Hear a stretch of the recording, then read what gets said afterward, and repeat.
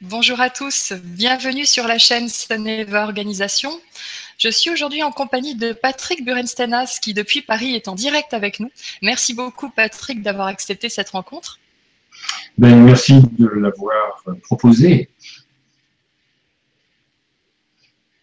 Alors, vous êtes alchimiste, auteur, et cela fait plusieurs années maintenant que vous partagez vos connaissances à travers le monde, à travers des formations, des visites de lieux sacrés également, mais aussi par le biais de livres et de guides que vous avez publiés aux éditions Trajectoire.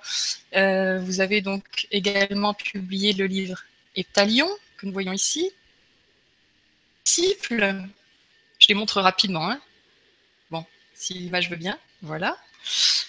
Vous êtes également le créateur d'un soin, d'une technique, vous allez nous en dire plus, qui s'appelle l'ATRAM, qui est en fait une méthode alchimique pour dissoudre les blocages dans notre corps.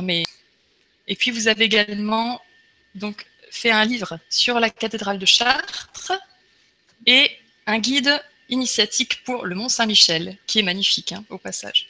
Merci. Alors, beaucoup de personnes vous connaissent déjà. Il y a de nombreuses personnes qui nous suivent aujourd'hui. On pourrait peut-être rapidement reparler de l'alchimie. Qu'est-ce que l'alchimie et qu'est-ce qu'un alchimiste? C'est une vaste question. Je ne sais pas si on va avoir suffisamment de temps pour y répondre. L'alchimie, c'est une manière de voir l'univers, finalement. On se rend compte qu'il y a des manières techniques de voir l'univers, des manières religieuses, et l'alchimiste a une vision métaphysique de l'univers. Et finalement, l'alchimiste cherche la même chose que tout le monde, on appelle ça le bonheur. Et pour être heureux, finalement, il faut être en accord avec son environnement. Et c'est ce que propose l'alchimiste. Il se dit, voilà, finalement, on peut dialoguer avec la matière, on peut parler avec les arbres, on peut parler avec les nuages, on peut parler avec l'eau, on peut le comprendre. Parce que nous, on a souvent un problème majeur qui est « je suis tout seul, personne ne m'aime ». Alors que là, on se rend compte que pas du tout, on n'est pas tout seul, on est au milieu de cet univers et que il y a des foules de connaissances, des foules d'êtres qui sont autour de nous et qui partagent la même chose. L'alchimiste tient compte aussi d'autres choses. Il considère qu'on est dans une bulle de matière et que si on est dans une bulle de matière, à l'extérieur, il y a ce qu'on appelle la lumière. Et sa quête, son chemin finalement, c'est de traverser cette bulle de matière, trouver la peau de la bulle, faire un trou et puis regarder ce qui se passe dehors. C'est un peu comme quelqu'un qui sera enfermé dans une maison, il y a du soleil dehors, on va marcher jusqu'à la fenêtre et puis si on en a le courage, on va ouvrir la fenêtre puis on va mettre la tête dehors. Voilà. C'est vraiment ça, le travail de l'alchimiste. C'est-à-dire de voir ce qu'il y a derrière la réalité, ce qu'il y a derrière la matière. Et pour ce faire, il va travailler dans son laboratoire, et c'est déjà marqué dans le nom, laboratoire, moitié labor et moitié oratoire, moitié dans la matière et moitié dans l'esprit. Donc il va utiliser des tremplins, des escaliers de matière, pour essayer de comprendre ce qu'il y a autour de lui. Et puis, au bout d'un moment, il ne va plus rien comprendre, en tout cas intellectuel, et il va tout mettre à l'intérieur de son propre cœur. On peut dire que l'alchimiste, c'est celui qui parle plus par sa bouche, mais qui parle par son cœur. On peut dire que peut-être que tout le travail du cherchant, c'est la distance qu'il y a entre la bouche et le cœur, finalement. Cette capacité d'arrêter de préméditer pour méditer, enfin. Vous savez, nous, occidentaux, on prémédite tout le temps. C'est-à-dire qu'à chaque fois qu'on fait quelque chose, il doit y avoir une raison pour le faire.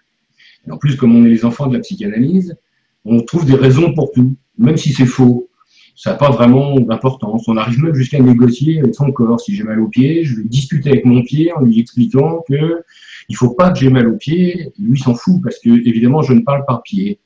Donc l'idée, c'est de dire on va travailler dans la globalité du monde, on va essayer de trouver sa juste place. Et puis quand on aura trouvé sa juste place, on sera dans chaque chose et chaque chose est en nous. Ce qui est, entre parenthèses, la définition du bonheur. Vous êtes quelque part, tout est à sa place, vous aussi, mais vous ne savez pas pourquoi. Et si vous vous posez la question de savoir pourquoi vous êtes bien, vous ne l'êtes plus. On voit bien qu'il y a une différence entre l'interprétation mentale et le ressenti du cœur. Donc on peut dire que qu'est-ce que c'est un alchimiste finalement? C'est quelqu'un qui passe de sa tête à son cœur. Il commence à faire des expériences, il lit des livres, il apprend des choses, et puis après, il les oublie. Il se rend compte que finalement tout ça, ça servait à rien. On croyait qu'il y avait un secret, mais le plus grand secret finalement, c'est qu'il n'y en a pas. Mais ça, il nous faut du temps pour l'apprendre. Et puis ensuite, bah, il va même abandonner son labor, c'est-à-dire qu'il va plus travailler sur la matière, et il va juste se promener dans le monde. Ça va être juste être un promeneur de l'éternité. Il va avancer, il va courir dans le monde, il va s'arrêter aux différents endroits, il va contempler. Et contempler, le mot contempler, c'est ouvrir le temple, finalement, la contemplation. Et ça résout finalement notre quête. Dans la vie profane, il nous faut toujours des raisons pour être heureux. Bah, quand on a fait un chemin, on est heureux sans raison. Ce qui veut dire que bah, forcément on est heureux partout et tout le temps. Parce qu'on sait très bien que quoi qu'il se passe, bien sûr, ce monde est agité, hein, on est bien placé pour le savoir, mais on sait que comme il bouge, ça ne va pas durer, forcément. Alors on dit toujours les meilleures choses ont une fin, mais on oublie de dire qu'il y a les plus mauvaises aussi. Donc finalement, l'idée, bah oui, on chemine dans ce monde, on marche entre l'ombre et la lumière, ce qui est le travail de l'adepte, et puis finalement, on va rassurer tout le monde en disant, bah, si vous arrive des choses terribles, affreuses, mais rassurez-vous, ça n'a pas duré, et il y a des manières d'en faire autre chose. Donc, voilà ce que c'est un alchimiste. En tout cas, voilà ce que représente pour moi un alchimiste. Merci beaucoup pour cette synthèse. Des promeneurs de l'éternité, j'aime beaucoup ta terminologie. C'est un peu ce que tu vas nous inviter à faire lorsque tu vas venir le mois prochain au Québec. Tu seras là du 15 au 18 juillet. Vous pouvez voir les événements donc, sur la fiche derrière moi, mais aussi sur mon site saneva.ca. Du 15 au 18 juillet, donc une conférence et 3 ateliers inédits avec Patrick Buren-Stenas. Alors, nous allons visiter également le Mont Saint-Hilaire, hein, c'est un atelier en plein air, qui est un haut lieu vibratoire. Donc, ces événements sont appelés les forces élémentales, hein, c'est le thème principal. Quelle serait la différence pour un alchimiste entre les élémentaux et les êtres de la nature? Est-ce qu'il y en a? Alors après, c'est une représentation souvent archétypale, c'est-à-dire que c'est un système de croyance sur différentes choses. La première chose qu'on peut constater, c'est que nous, on a une conscience. Alors après, la deuxième chose qu'on pourrait dire, est-ce que c'est une bonne chose? Souvent, on dit l'homme, c'est le seul animal qui a une conscience, mais si la conscience est le souvenir du fractionnement, finalement, est-ce que c'est vraiment une bonne chose? Si les animaux n'ont pas de conscience, ils sont toujours dans chaque chose. Bref, on peut dire aussi que si on s'incarne, c'est-à-dire que si on rentre dans la carne, finalement, notre esprit rentre à l'intérieur de la carne, ou plutôt notre âme, eh bien, c'est que tout l'univers n'a qu'un seul but, c'est dissiper son agitation pour retrouver l'immobilité. Alors, qu'on s'incarne dans de la carne, ça nous paraît normal, mais il y a un esprit qui soit dans un arbre, dans de l'eau, dans du feu, dans de la terre, on ne trouve pas ça normal du tout. Alors que c'est pas plus extraordinaire que dans un morceau de viande, quand même. Parce que c'est quand même malgré tout ce qu'on est. Donc à partir de ce moment-là, l'alchimiste, le cherchant, le philosophe, se dit, il y a des êtres qui ne sont pas forcément dans un corps humain, mais qui sont dans un morceau d'air, par exemple. C'est-à-dire qu'ils ont été capables de maintenir autour d'eux une cohérence d'un élément qui est l'air, mais du feu aussi, mais de la terre et de l'eau. On a tous vu un comportement atypique, par exemple, de l'eau, une tache d'eau sur l'eau. On voit que la densité est différente et qu'elle ne suit pas le courant, elle remonte. C'est comme si c'était animal. On a tous vu des feux fascinants, avec l'impression qu'il y a des êtres à l'intérieur. Et moi, j'ai discuté avec des pompiers qui me disent qu'il y a des feux intelligents. C'est-à-dire qu'on les attaque d'un côté, ils s'éteignent, ils passent par derrière, et ils brûlent, ils nous attaquent vraiment par derrière, comme s'il y avait une conscience. On a vu des endroits où on invoque la pluie au milieu du désert et il pleut. Et la question, c'est comment c'est possible s'il n'y a pas de nuages? Alors tout ça, c'est des faits, hein, historiquement, on peut constater ça. Alors nous, on dit, bah, c'est pas compliqué, bah, il y a des esprits dedans. Et il y a bien la différence entre ce qu'on appelle des élémentaux et d'une énergie élémentaire. L'énergie élémentaire, c'est de l'eau, par exemple, mais ça ne veut pas dire que toute eau a de la conscience. Par contre, un élémental, c'est une conscience qui a un corps d'eau. Donc on voit bien la différence entre les deux. Si je parle à un bol d'eau qui n'a pas de conscience de l'eau, il ne va rien se passer. Si je parle à un élémental de l'eau et qu'il a une conscience, alors là, il va se passer quelque chose. Encore faut-il que sa conscience soit du niveau du mien. Nous, quand on parle des forces élémentales, vous savez, il y a tous les archétypes, on parle des elfes, des sylphes, des trolls des bois, des gnomes à l'intérieur de la terre, des salamandres à l'intérieur du feu. On imagine qu'ils ont tous la même taille et tous la même conscience. Mais ça voudrait dire que sur Terre, dans notre monde, bah, il n'y aurait que l'homme qui existe. Alors c'est loin d'être le cas, ça va du moustique à la baleine, en passant par des tas de bêtes diverses et multiples. Et bien chez les élémentaux, c'est pareil.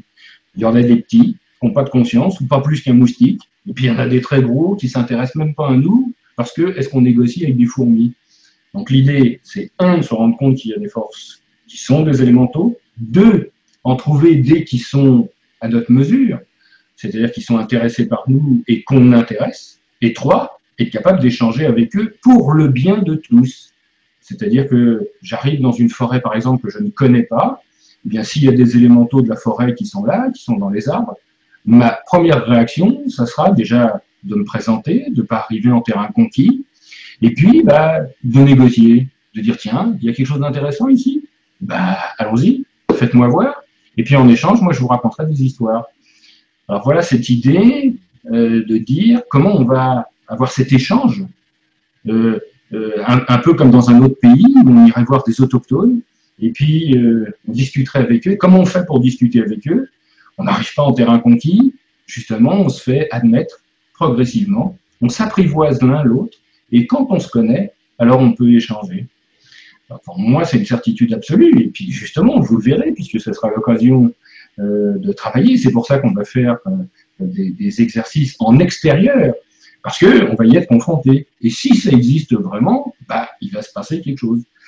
J'aime beaucoup l'expérimentation. Hein. C'est-à-dire qu'on peut toujours parler, on peut toujours raconter des tas de trucs. Et comme on est prompt au fantasme, on va dire il y a un courant d'air ici, ça veut dire qu'il y a un esprit et tout. Bon.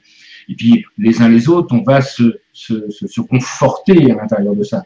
Mais ce qui m'intéresse, c'est quelque chose que le mental ne peut pas maîtriser. Genre, on dit, vas-y, lève la main, il y a la foudre qui tombe. Et si on lève la main et que la foudre retombe, là, imaginez votre mental, il fait un looping quand même. Hein.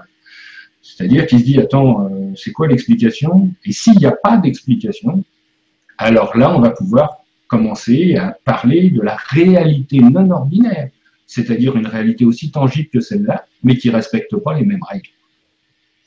Mm-hmm. Alors nous avons justement Monique qui nous demande de préciser ce que sont les devas, constructeurs, mineurs, etc. Est-ce que tu avais quelque chose à apporter sur ce sujet? Alors oui et non. La première chose, c'est que moi, je partage une culture occidentale. C'est-à-dire que les alchimistes, principalement, il y a des alchimistes qui sont en Chine, hein, il y a des alchimistes qui sont en Inde. Je veux dire, l'alchimie, cette philosophie a eu la chance de recouvrir le monde. On a des alchimistes africains, on a des alchimistes australiens, et on parle des mêmes forces. C'est-à-dire qu'on va parler des forces élémentaires. Mais ces forces élémentaires, on va les traduire dans des cultures différentes. C'est-à-dire qu'effectivement, en Inde, on va appeler ça les devas. Nous, on va appeler ça, la vision psychanalytique moderne va dire que c'est des archétypes, c'est-à-dire des types archaïques, c'est-à-dire des forces auxquelles on va donner des formes. Mais ça ne veut pas dire qu'elles ont une forme.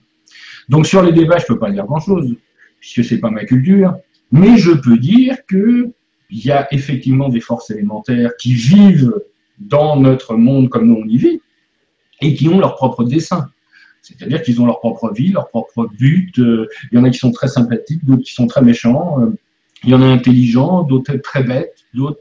Et ces forces-là peuvent décider à un moment de faire quelque chose, rendre un lieu qui est merveilleux, qui est très agréable. Alors nous, quand on va y aller, et si on est accepté dans ce lieu, si on sait se faire accepter, ces forces-là vont nous être bénéfiques. Mais on peut imaginer que ces mêmes forces vont protéger ces lieux aussi. Contre ceux qui arrivent, imaginez des bulldozers ou pour détruire le lieu ou pour massacrer le lieu, hein, au contraire du sacré. Mais on peut imaginer qu'il y a des forces qui vont se protéger. Mais pas ni plus ni moins que comme on défend un territoire finalement. On a tous vu, vous vous promenez dans les bois, eh bien vous savez très bien qu'il y a des endroits où on a l'impression de franchir des portes. Vraiment, c'est-à-dire qu'il y a eu avant et après. Et quand on est après, eh bien, tout est différent. Le son est différent, ce qu'on voit est différent, l'odeur est différente, et on a vraiment la très forte impression d'être observé.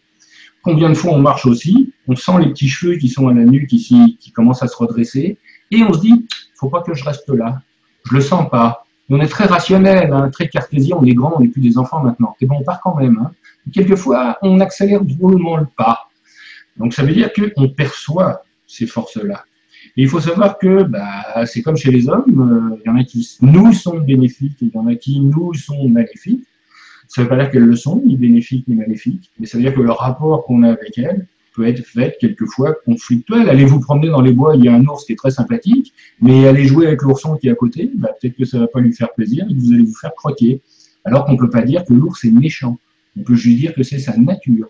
Et on peut dire qu'il va protéger son territoire. Donc on a des forces qui nous semblent néfastes, dont c'est la nature, et on a des forces qui nous semblent fastes, dont c'est la nature. Alors par contre, la chose principale, c'est que l'explorateur, celui qui va se promener dans ces lieux-là, eh bien, il devrait avoir l'apprentissage de quelles sont ses forces, être capable de les repérer. C'est bien de ne pas mettre le bras dans la gueule du lion, hein. Donc c'est bien de savoir où est un lion. Et bien souvent, le risque qu'on a aujourd'hui dans notre monde moderne, c'est qu'il y a beaucoup d'informations qui circulent, plein, c'est très facile sur Internet aujourd'hui d'avoir des informations, et les gens font des expériences pour voir comment ça fait. Alors évidemment, si on ne sait pas exactement ce qui va se passer et qu'on met la main dans la gueule d'un lion, bah, faut pas s'étonner après de se faire croquer. Et encore une fois, c'est pas parce que le lion est méchant, c'est parce que on ne devait pas être à cet endroit-là. Alors après, se pose la question, est-ce que ces forces sont en interaction avec nous? C'est l'idée des débats, c'est-à-dire qu'est-ce qu'elles veulent nous aider ou est-ce qu'elles veulent nous nuire? Aujourd'hui, je sais par expérience que l'univers, en gros, globalement, il se fout complètement de nous, globalement. On est un peanuts de peanuts, hein. Imaginez la Terre, regardez où elle est située. On est dans une petite galaxie. Déjà, les galaxies, c'est grand, hein, mais on est dans une petite, sur le bord d'un bras spiral. Et au bout du bout, il y a un minable système solaire avec un tout petit soleil. Et autour de ça, on a une toute petite planète avec nous dessus. Donc, imaginez à quel point on n'est pas significatif quand même. Donc, ça veut dire que imaginez que tout l'univers nous regarde. C'est la même chose que quand vous vous promenez, vous allez en vacances, vous avez votre valise, vos bagages. Et je fais attention aux termes, hein, puisque on est franco-québécois. Hein, donc je vais essayer d'utiliser des termes qui marchent à la fois au Québec et en France. Des fois, j'ai eu des surprises. Donc, vous avez votre petit linge et tout, et puis bah, votre valise s'ouvre, et puis ça se répand sur le quai de la gare. Qu'est-ce qui se passe? Bah, vous êtes tout rouge, vous imaginez que l'univers entier s'arrête pour regarder vos culottes. Mais en gros, l'univers, il s'en fout. Hein. Donc, en gros, nous sommes anthropocentriques.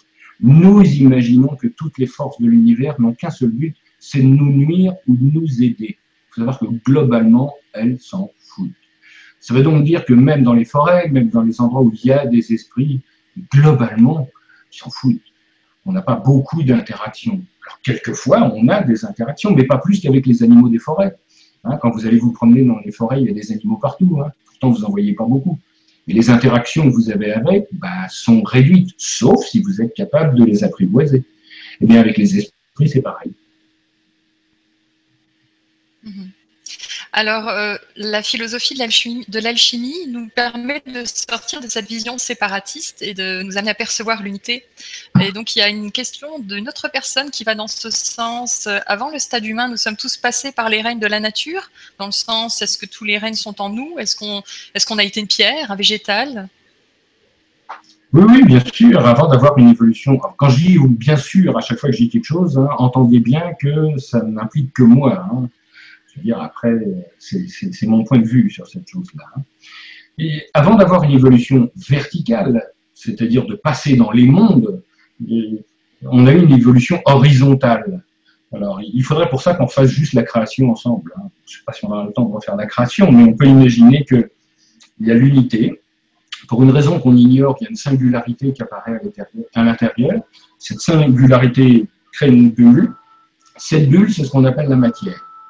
Et à l'extérieur, ça ne peut plus s'appeler l'unité, puisqu'il manque la bulle de matière, ça s'appellera la lumière. Donc, voyez notre situation. On est dans une bulle de matière, il y a une peau autour de cette bulle, on pourrait se poser la question de quelle est cette peau d'ailleurs, et la lumière est à l'extérieur, la vraie lumière. Et tout notre travail, c'est de quoi? C'est de percer la peau de la bulle pour aller voir la lumière qui est à l'extérieur. Alors, en vrai, si je puis dire, dans la représentation de l'univers, la création, elle ne s'est pas faite lumière-matière. Il y a eu des densifications. C'est-à-dire que dans cette bulle, il y en a une autre qui s'est faite, puis une autre, et on peut dire que notre réalité ressemble plus à un oignon. Et que cet oignon, il a 7 sphères. Et que nous, on est à l'intérieur de la peau de l'oignon. On est au cœur de l'oignon. Donc ça veut dire qu'à chaque fois qu'on va vivre des expériences, à chaque fois qu'on va mourir, Et à chaque fois qu'on n'aura plus besoin de revenir dans ce monde-là, on passera au monde d'au-dessus. Donc c'est ce que j'appelle l'évolution verticale. C'est-à-dire, c'est ce qui nous fera quitter cette réalité pour passer dans une autre réalité. Mais bien avant ça, on a eu une évolution horizontale. C'est-à-dire que la première fois que la lumière s'est manifestée, manifester, ça veut dire fait avec la main, ça veut dire densifier. Sa première manifestation, c'est la cristallisation, le cristal. Donc, ce qu'on appelle la matière première, c'est-à-dire la première matière, puisque avant était la lumière, ben ça sera forcément un matériau cristallin. Et le matériau cristallin aura toujours ces trois principes, son sel, son soufre, son mercure, qui sont des trois principes alchimiques, qui sont son corps, sa matière, l'énergie qui court dans ce corps-là, et le mouvement de l'énergie à l'intérieur. Vous voyez, c'est notre esprit, le spiritus, qui est le message, nos émotions, qui est le soufre, qui est l'agitation, l'animus, et puis notre corps, qui est la matière, qui est le physique. Et on va retrouver ça partout. Alors je vous rappelle que le but du jeu, c'est de dissiper l'agitation pour retrouver l'immobilité, puisque la création, c'est l'agitation de l'immobilité. Donc la nature, qu'est-ce qu'elle a fait? Elle se dit, le cristal, lui, ben, il va éliminer de l'agitation. Alors c'est vrai, mais c'est long. C'est-à-dire que la vie d'un cristal, c'est des millions d'années. La vie d'une pierre, c'est des millions d'années. Alors la nature se dit, comment je vais faire pour faire plus vite? Et là, elle va augmenter la surface. Pour augmenter la surface, elle va faire le végétal. Et là, le végétal, au lieu que ça soit un réseau cristallin, ça va être des cellules hexagonales en couches, donc plus d'énergie dans moins de place. Et vous pouvez constater que les végétaux bougent plus que les minéraux, donc elles éliminent plus de soufre. Ensuite, la nature se dit, mais pourquoi s'arrêter en si bon chemin? Comment on pourrait faire pour éliminer encore plus d'agitation? Et là, elle invente les cellules rondes. Et inventant les cellules rondes, ça dure une surface infinie, on peut éliminer beaucoup plus d'énergie, et donc elle invente l'animal. Donc vous voyez que finalement, les trois règnes ne sont que des complexifications pour pouvoir éliminer plus d'agitation. Et il est remarquable de se rendre compte que chaque règne s'appuie sur le précédent. Le minéral, pour exister, a besoin de sel, c'est-à-dire de sa matière, et d'énergie. Vous prenez un quartz, il y a de l'énergie dedans. On appelle ça l'effet piézoélectrique.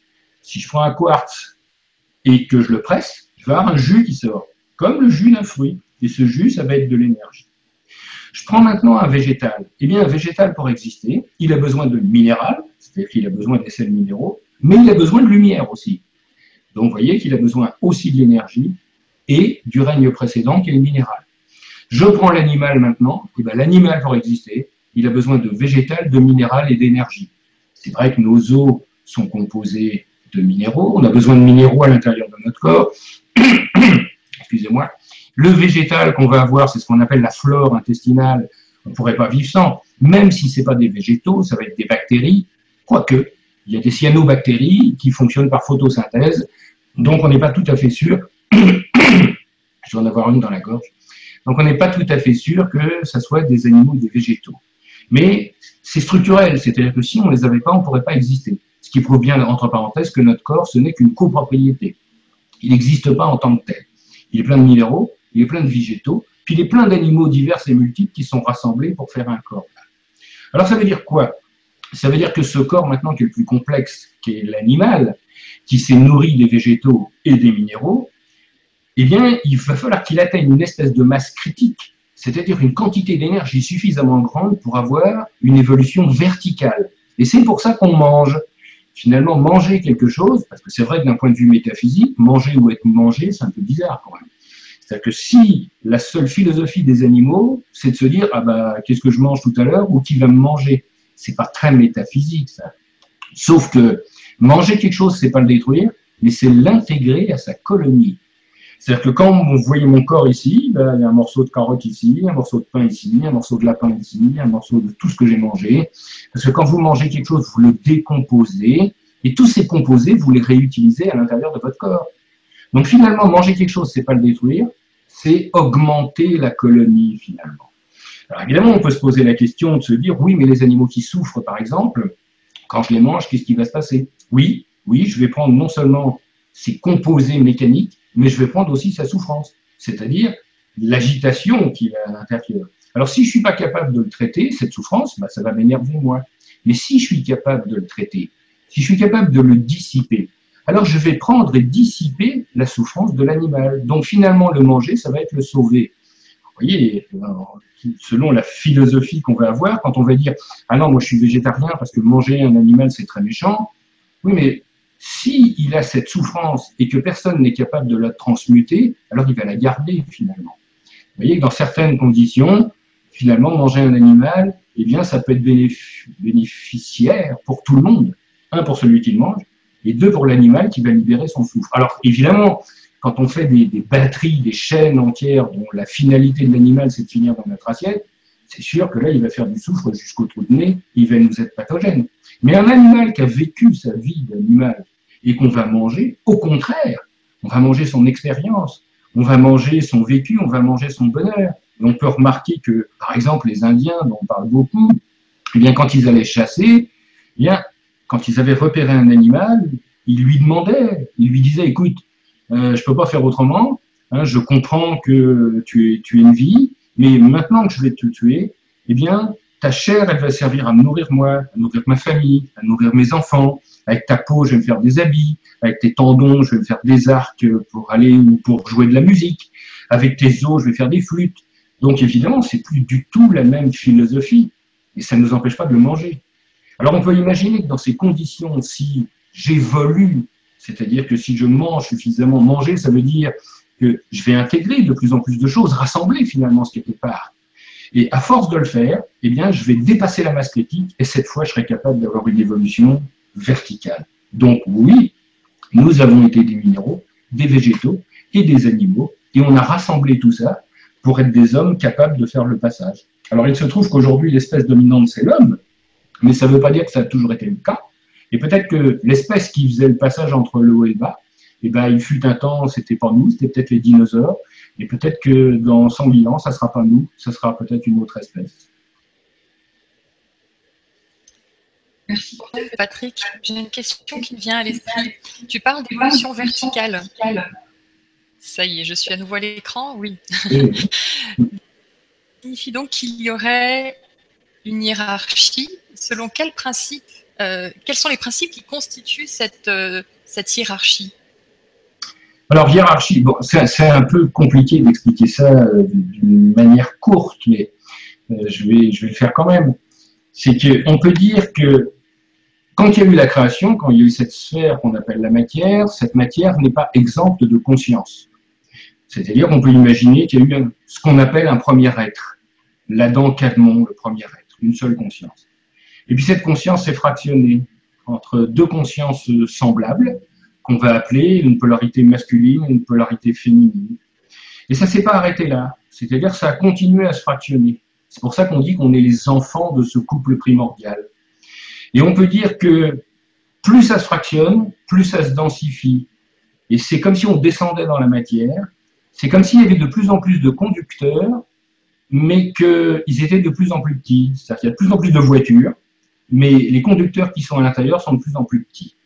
Donc aujourd'hui, nous, dans ce monde-là, qu'on appelle le 10e monde, c'est-à-dire le cœur de l'oignon, on est très très très très nombreux, mais on est tout petits. Alors c'est pour ça qu'il y a des véhicules partout, et puis que nous, ben, on est des toutes petites consciences à l'intérieur. Alors quand on aura fini notre vie ici, le but d'une vie ici, c'est que ces petites consciences-là, eh ben, elles soient pures. C'est-à-dire qu'on ait éliminé le plus d'agitation possible. Je ne parle pas de morale. Hein. La morale, c'est très relatif. Hein. Vous savez, ça c'est la conscience des hommes. Hein. Je mets un coup de fusil à mon voisin, je vais en prison, c'est un temps de guerre, j'ai une médaille. Donc, ce qui est juste, hein, c'est autre chose. Mais on va dire que si on est capable de laisser passer la lumière, de comprendre notre univers, de rassembler, alors que la petite conscience que je suis va être légère. Et cette petite conscience que je suis va passer au monde d'au-dessus. Et en passant au monde d'au-dessus, elle va se mêler à plein d'autres petites consciences qui sont pures aussi. Ce qui veut dire qu'un être du monde d'au-dessus contiendra peut-être 100, 1000, 10 000 êtres du monde d'en dessous. Plus on remonte, moins il y a d'êtres, mais plus ils sont complets. Vous voyez, quand on est descendu, on s'est fractionné. Imaginez un arbre, on est aujourd'hui les feuilles de l'arbre. Eh bien, quand on va remonter à la branche qui contient 10 feuilles, par exemple. Et là, le travail va recommencer. C'est-à-dire qu'on va faire un être plus grand, qui sera plein d'agitation aussi, composé de plein de petits êtres qui, eux, sont purs. Eh bien, il va falloir qu'il perde cette agitation-là. S'il réussit à perdre cette agitation, eh bien, lui-même passera au monde d'au-dessus. Et en passant au monde d'en dessus, il rencontrera plus d'êtres de même nature que lui, Et son but, ça sera de rassembler pour faire un être plus grand. Et de fil en aiguille jusqu'à arriver à un être unique qui sera finalement le début de chaque chose. Alors c'est un peu succinct comme représentation, mais la représentation la plus simple, c'est l'arbre. C'est-à-dire comment remonter de la feuille au tronc. Et on peut dire que quand on est en état de feuille, eh ben, vous avez votre feuille voisine qui tombe et puis vous vous dites ah, quel malheur, c'est la mort, c'est bientôt mon tour. Mais en réalité, il n'y a que l'arbre qui existe. Et puis après, dans le chemin suivant, bah, vous serez à la branche plus haute, puis après à la branche plus haute, puis après à la branche plus haute, puis après enfin uniquement au tronc.